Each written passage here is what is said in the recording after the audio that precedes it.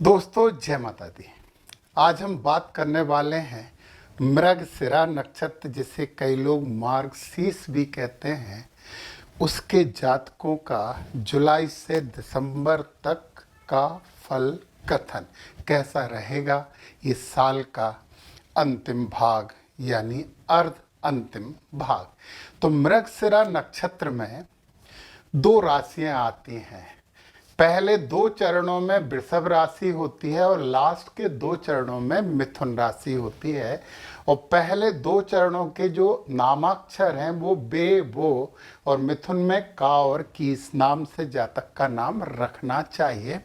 अब हमने बोला था कि जब हम सर्वतोभद्र चक्र की बात करते हैं, जिसे त्रिलोक दीपक कहा जाता है, और इसका फल कथन बहुत सटीक रहता है, विशेषकर फाइनेंस एस्ट्रोलॉजी में भी। तो बिजनेस के बड़े बड़े निर्णय इसके द्वारा लिए जाते हैं। तो चलिए हम तो देखते हैं कि हमारे यानी मार्गशीर्ष नक्षत्र के जातकों के जुलाई से दिसंबर तक के महीने कैसे गुजरेंगे। तो दो राशियां हो गई। तो हमने कहा था पंचक होता है, नक्षत्र, अक्षर, स्वर, तिथि और राशि। स्वर हम निकाल लेंगे। अक्षर ये है, बे बो को वा रिप्रेजेंट करता है, तो ये फर्स्ट और सेकंड के लिए हो गए, यानी ये बात किसकी हो गई, वृषभ राशि की। और फिर का जो आ गया वो आ गया आपका थर्ड और फोर्थ के लिए, ये बात हो गई मिथुन राशि का, मतलब ये मिथुन का है। और जो बा का जो स्वर होता है वो ओ होता है, यहाँ लिखा है। और जो का स्वर होता है वो आ होता है, जो यहाँ लिखा है। तिथि भी मैंने निकाली है, मैं आपको निकालना सिखाऊंगा जब इसकी क्लास लूंगा, जो कि 2 अगस्त से शुरू होने जा रही है। आप जल्दी से रजिस्ट्रेशन करवा लीजिए। तो हम उस क्लास में सर्वतोभद्र चक्र की संपूर्ण जानकारी, इसके लिए हमें नक्षत्र पढ़ने होंगे, हमें ग्रह भी पूरे पढ़ने होंगे, ग्रहों का प्रभाव भी पढ़ना होगा। फिर हम यहाँ पे जो नवतारा चक्र है उसकी भी बात करेंगे, कोटा चक्र, चंद्र कालानल चक्र, और सबसे बड़ी बात जो करेंगे वो हम इस सर्वतोभद्र चक्र से व्यवसायिक निर्णय कैसे लिए जाते हैं उनकी भी बात करेंगे। तो आप रजिस्टर्ड हो जाइए। अब यहाँ पे जो फर्स्ट और सेकंड वृषभ राशि के लिए जो आती है वो पूर्णा तिथि आती है। और पूर्णा तिथि में मैंने बताया 5, 10, 15 3 तिथियां होती हैं। और इसके बाद मिथुन राशि में आती है नंदा तिथि। नंदा तिथि यहाँ पे आप देख लीजिए, नंदा में एकम, षष्ठी और 11 होती हैं। तो ये तिथि मैंने निकाली है जो मैं आपको सिखा दूंगा। इसके बाद हमने राशि भी कवर कर ली है। पंचक पूरे हो गए हैं दोनों राशियों के, इसलिए यहाँ पे थोड़े से ज्यादा गोले ऐसे लगे हुए आपको दिख रहे हैं। अब हम जुलाई से बात करेंगे दिसंबर तक की। और ये जो सर्वतोभद्र चक्र बनाया है ये मैंने 10 जुलाई का बनाया है। तो चलिए हम यहाँ पे बात करते हैं सबसे पहले शनि महाराज की। और शनि महाराज हैं उत्तराभाद्रपद नक्षत्र में और पूरे साल यहीं पे रहने वाले हैं। तो शनि महाराज का जो एक वेद होगा वो वेद यहाँ पे फर्स्ट और सेकंड यानी कि वृषभ राशि वालों को, मृगशिरा नक्षत्र वाले वृषभ राशि वाले जातकों को ये प्रभावित कर रहा है। कई बार लोग कहते हैं कि आपने वृषभ राशि के बारे में बताया कि बहुत अच्छा होने वाला है, परंतु उतना अच्छा तो हो ही नहीं रहा है। रीजन समझ में आया कि जिनका मृगशिरा नक्षत्र है और वृषभ राशि है, वो शनि महाराज उसके अक्षर को वेद कर रहे हैं। और जब शनि महाराज अक्षर को वेद कर रहे हैं तो ये थोड़ी सी हानि दिलवा सकते हैं, ये थोड़ी सी हानि दिलवा सकते हैं। तो हानि से बचने के लिए आपको क्या करना चाहिए, बटुक भैरव मंत्र का जप करना चाहिए। ज्यादा नहीं, रोज 11 बार आपको जप करना चाहिए। ओम ह्रीम बटुकाय, श्राप दुधारणाय, कुरु कुरु बटकाय, ह्रीम ओम स्वाहा। ये मैं डिस्क्रिप्शन में भी दे दूंगा। यदि आप इसका जप करते हो तो शनि महाराज के साथ साथ राहु महाराज भी यहाँ पे ठीक होते हैं। तो वृषभ राशि वालों, आपको पूरे साल पूरे साल नहीं, सुनो सुनो सुनो, एक बहुत अच्छी बात बताते हैं। ये शनि महाराज क्या हो जाएंगे, 13 जुलाई को बकरी हो जाएंगे, और जब 13 जुलाई को बकरी हो जाएंगे तो 13 जुलाई के बाद इनका वेद इधर हो जाएगा। ये 13 जुलाई के बाद का वेद है, तो ये आपके अक्षर को वेद करना खत्म कर देंगे, क्योंकि शनि महाराज तो एक ही दिशा में वेद कर रहे हैं, सीधे चल रहे तो ऊपर, नीचे चल रहे तो इधर, ऐसे वेद करते हैं। यहां से कोई सीधा चल रहा तो इधर, बकरी चल रहा तो इधर। तो यार ये तो 13 जुलाई से 28 नवंबर तक टेंशन ही खत्म है। फिर भी यार बटुक भैरव मंत्र की आराधना और जब करते रहोगे तो अच्छा रहेगा। और शनि महाराज देखिए मिथुन राशि को बिल्कुल प्रभावित नहीं कर रहे हैं। तो ये तो बात हो गई 6 महीने की शनि महाराज की। चलिए अब हम बात करने लगे हैं राहु, दूसरा सबसे क्रूर ग्रह राहु, जो सर्वतोभद्र चक्र में सबसे बड़ा क्रूर ग्रह माना जाता है। राहु 3 तरफ भेद करता है। ये राहु महाराज हैं, पूर्वा भाद्रपद में है, पूरे साल यहीं रहने वाले हैं। तो देखिए आप जरा इधर का वेद देखिए जरा, वृषभ को भी कर रहा है और ये का यानी कि अक्षर वेद कर रहा है, मिथुन का भी और राशि वृषभ का भी कर रहा है। जब राहु राशि को वेद करते हैं तो विघ्न उत्पन्न करते हैं, और जब अक्षर को वेद करते हैं तो हानि देते हैं। तो इनसे हमें बचना है, क्योंकि बचाव भी तो हमारे पास होने चाहिए। अभी 2 वेद और देख लो, एक वेद राहु का इधर होगा, इससे आपको कोई अंतर नहीं पड़ रहा है, एक वेद इधर हो गया, इसका कोई अंतर नहीं पड़ रहा है। परंतु वृषभ और मिथुन राशि वाले पूरे 6 महीने तक राहु के इस वेद से पीड़ित तो रहने वाले हैं। तो फिर सबसे पहले विघ्न दूर करने के लिए वृषभ राशि वाले क्या करें, गणपति जी की आराधना करें। मिथुन राशि वाले भी गणपति जी की आराधना करें। आपके राशि स्वामी हैं, मृगशिरा नक्षत्र के जो ग्रह होते हैं वो मंगल होते हैं। आप थोड़े गुस्सेले होते हो थोड़े से। तो फिर सुनो सुनो सुनो आगे की बात। तो मिथुन राशि वालों को हानि से बचना, तो गणेश जी की आराधना तो कर रहे हैं, और गणेश जी की आराधना के साथ साथ ओम ह्रीम सरस्वती नमः, सरस्वती माता की जरूर पूजन करें, इस मंत्र का जाप करें। या फिर यार देवी जी का बीज मंत्र बहुत शुभ होगा आपके लिए। ओम ऐम ह्रीम क्लीम चामुंडाई बिच्चे करिए 1 माला रोज, आनंद ही आनंद। तो ये राहु महाराज का टेंशन खत्म हो जाएगा। हटाइए इसे।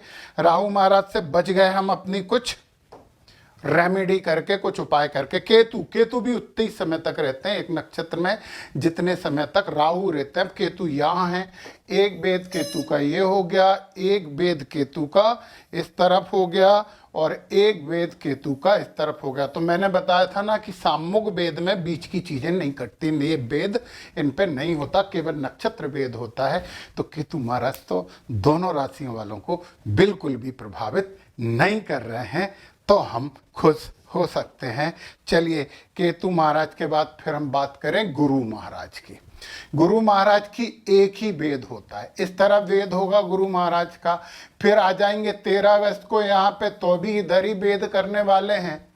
जब तक सीधे चल रहे हैं, जब तक आपको प्रभावित नहीं कर रहे, बकरी होंगे तो निश्चित ही यार आपको लाभ देंगे। बकरी गुरु आपको लाभ देंगे, मिथुन राशि वालों जरूर लाभ देंगे, परंतु इस साल नहीं हो रहा है, इसलिए अभी तो शांत रहिए आप। तो गुरु आपको बिल्कुल भी प्रभावित नहीं कर रहे हैं।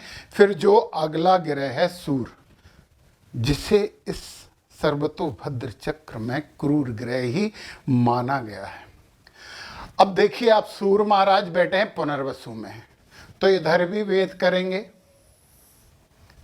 वृषभ और का मतलब मिथुन, दोनों राशि वालों को वेद कर दिया, दोनों को थोड़ी थोड़ी समस्याएं देंगे। सूर्य जब वेद करते हैं ना, तो प्रशासन से कुछ नुकसान दिलवा देते हैं।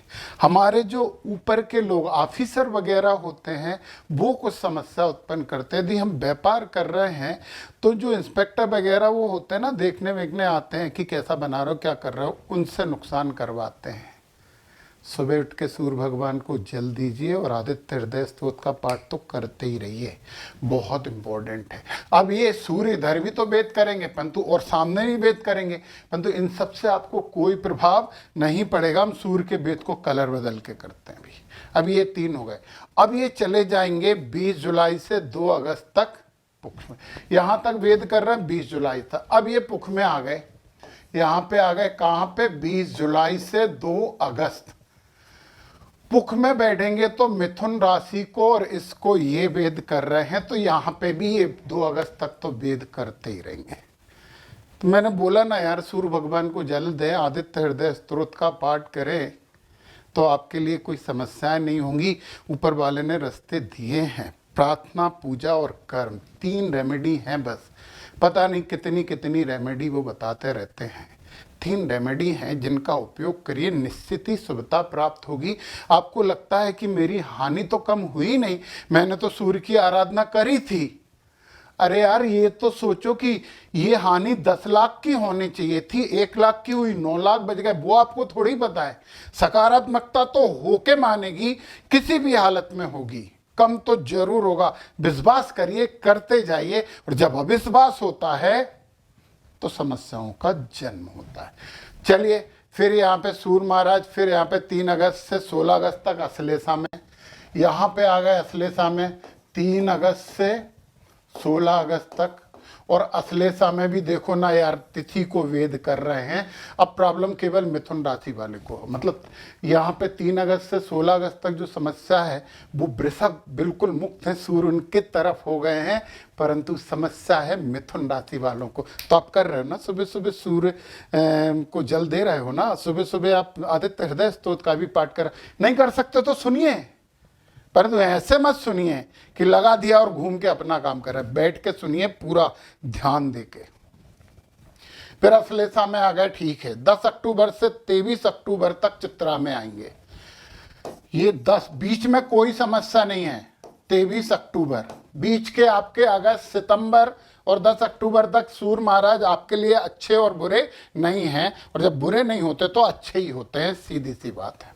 जैसे कर्म करोगे वैसे आपको फल सूर्य के मिलने रहेंगे। सूर्य आत्मा का कारक होता है, और आत्मा से विचार उत्पन्न होते हैं, विचारों से कर्म होता है, और कर्म से प्रगति होती है।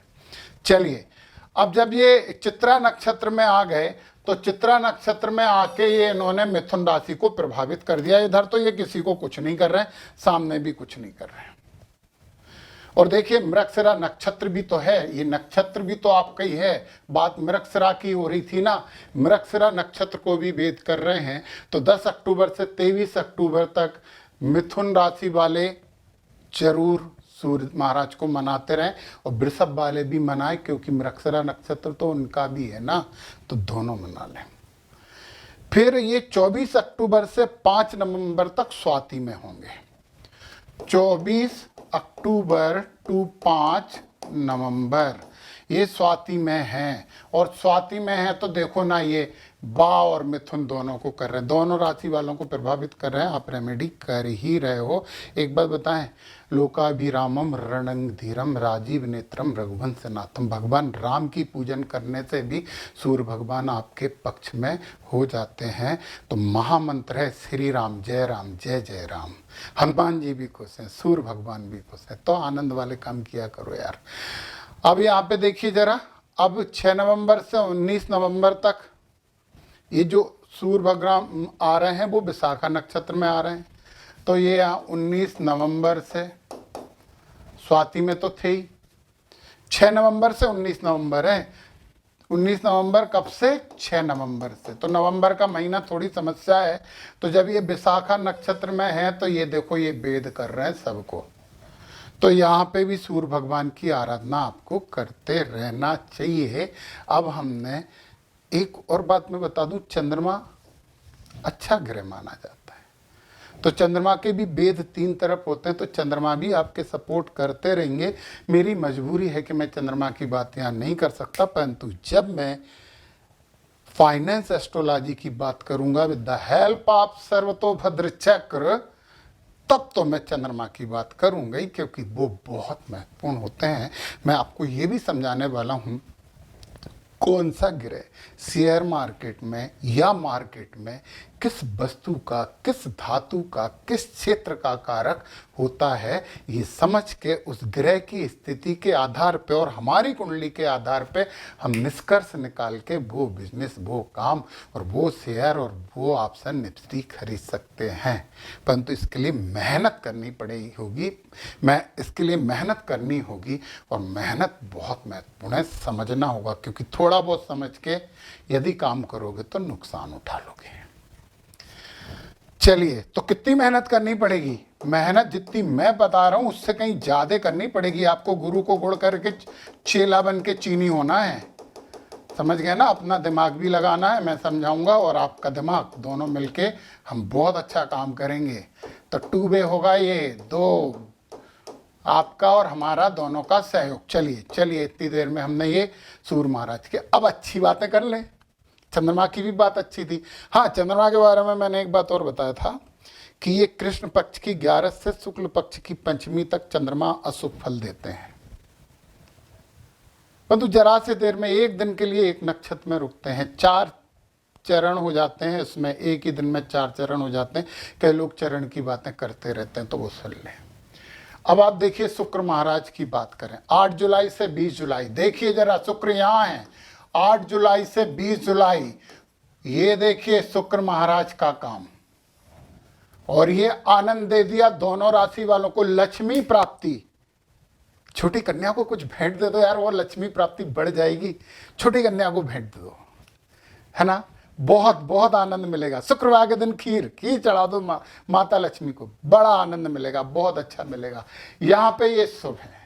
फिर इसके बाद है 20 जुलाई से 26 जुलाई तक मृगशिरा में आ जाएंगे। तो 20 जुलाई से 26 जुलाई, यानी 8 जुलाई से 26 जुलाई, पूरा जुलाई आनंद दे रहे हैं। ये यहाँ आ जाएंगे और ये आपको करने वाले हैं खुश।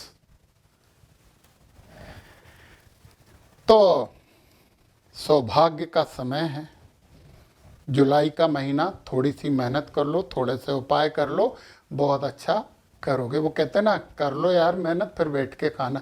आज तक दुनिया में बैठ के खाते हुए किसी को नहीं देखा। अच्छा, बोलोगे कि सब बैठ के ही खाते हैं, नहीं, वो बफर सिस्टम में तो खड़े खड़े भी खाते हैं, तो देखा। चलिए, शुक्र महाराज ने तो आपको आनंद कर दिया, जुलाई के महीने में आपके लिए बड़े शुभ हो गए।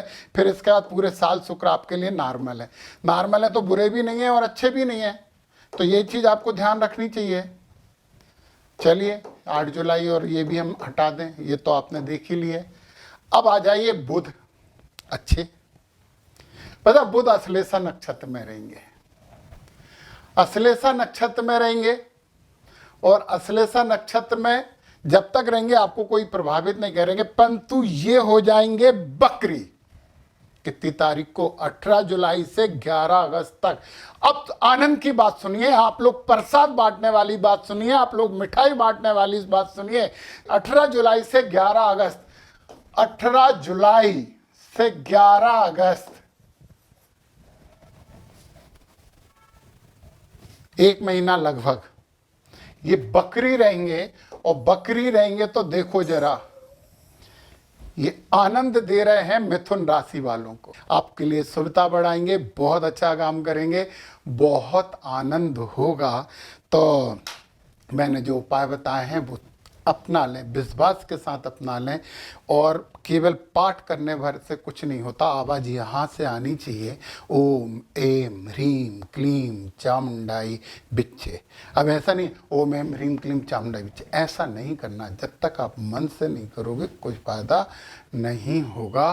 तो दोस्तों, ये था वृषभ और मिथुन मृगशिरा नक्षत्र वालों का 6 महीने का भविष्य फल कथन। अच्छा था और अच्छा ही रहेगा, और यदि कुछ गड़बड़ होगी तो हम कर्म और धर्म और प्रार्थना से अच्छा कर लेंगे। जय माता।